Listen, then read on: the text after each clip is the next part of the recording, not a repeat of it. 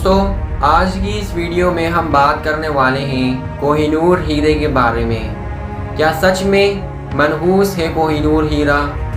ये जिस भी आदमी के पास पहुंचा उसका साम्राज्य ख़त्म कर दिया। क्या वाकई में महिलाओं को भाता है कोहिनूर हीरा? क्या रहस्य है कोहिनूर हीरे का? जानते हैं इस वीडियो में हमारे साथ। चैनल पर नए हैं तो हमारे चैनल फैक्ट नॉलेज वर्ल्ड को सब्सक्राइब ज़रूर करें ताकि हमारी न्यू वीडियोस का नोटिफिकेशन आपको टाइम पर मिल सके। तो चलिए दोस्तों, वीडियो शुरू करते हैं। कोहिनूर हीरा दुनिया के सबसे बड़े और सबसे मशहूर कटे हुए हीरों में से एक है।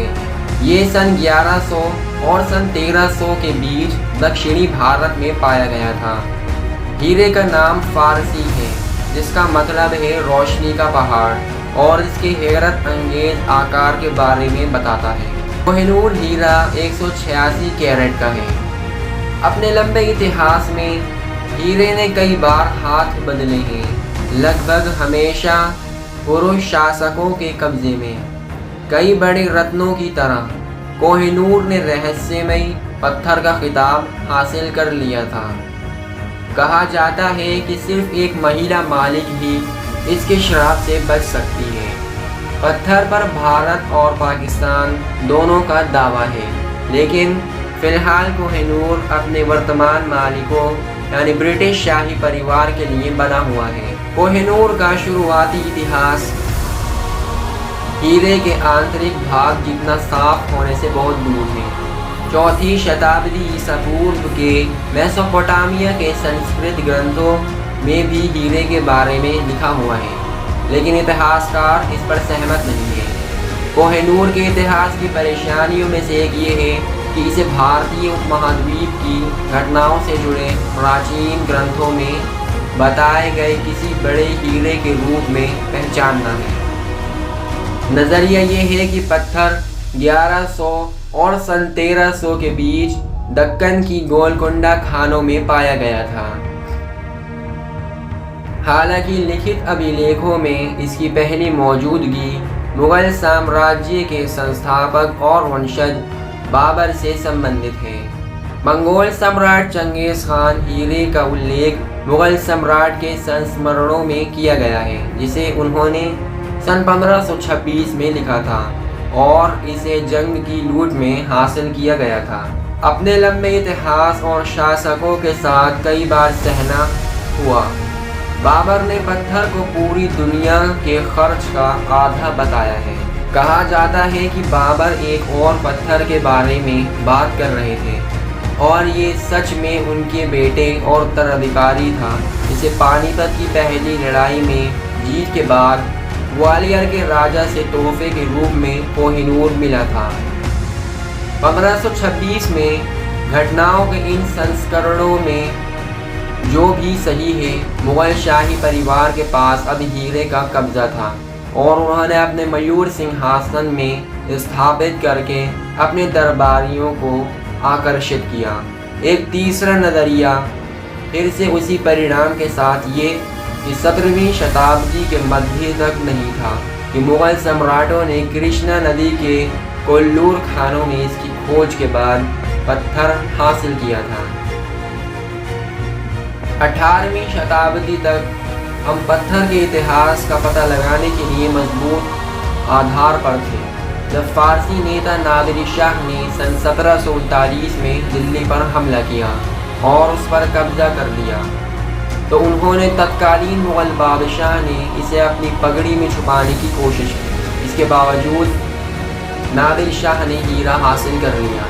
जब उन्होंने पहली बार पत्थर को देखा तो नादिर शाह ने इसे कोहिनूर यानी रोशनी का पहाड़ के रूप में वर्णित किया और ये नाम तब से अटका हुआ है।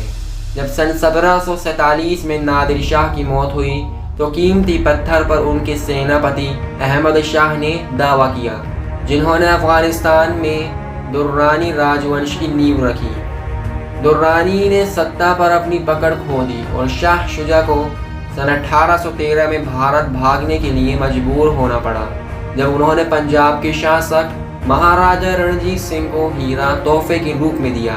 महाराजा दिलीप सिंह को ये हीरा सिर्फ 5 साल की उम्र में विरासत में मिला था।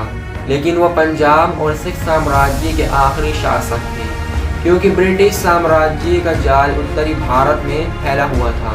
ब्रिटिश ईस्ट इंडिया कंपनी हीरे की अगली मालिक थी, जब उसने 1849 में पंजाब पर कब्जा कर लिया था।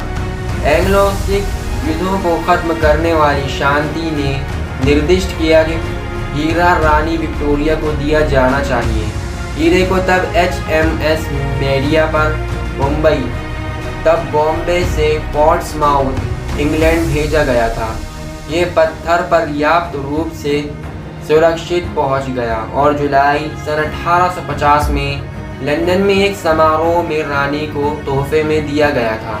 जो इस हीरे का मालिक होगा वो दुनिया का मालिक होगा, लेकिन इसके सभी रहस्य भी जानेंगे।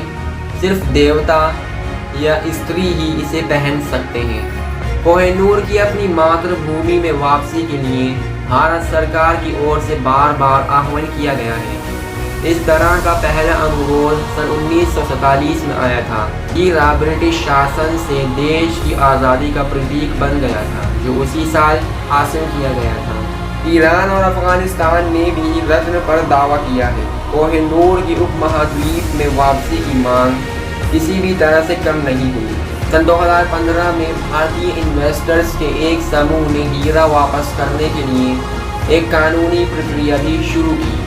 आज तक ब्रिटिश शाही परिवार इसे सबसे प्रसिद्ध और वंचित हीरे के साथ अलग होने के लिए अनिच्छुक है।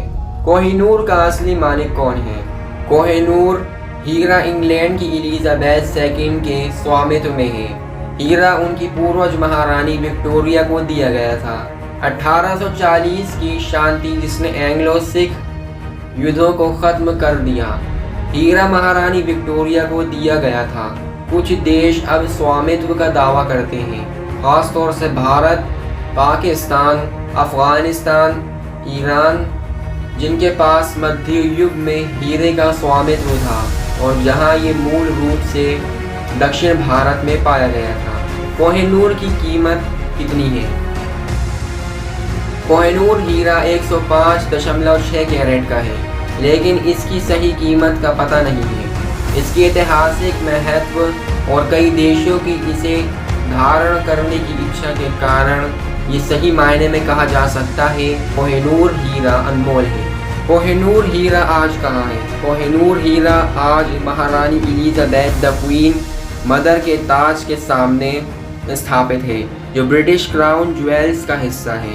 दोस्तों, इसी में की नॉलेजेबल वीडियोस देखने के लिए हमारे चैनल फैक्ट नॉलेज वर्ल्ड को सब्सक्राइब करें और वीडियो पसंद आए हो तो वीडियो को लाइक और शेयर ज़रूर करते हैं।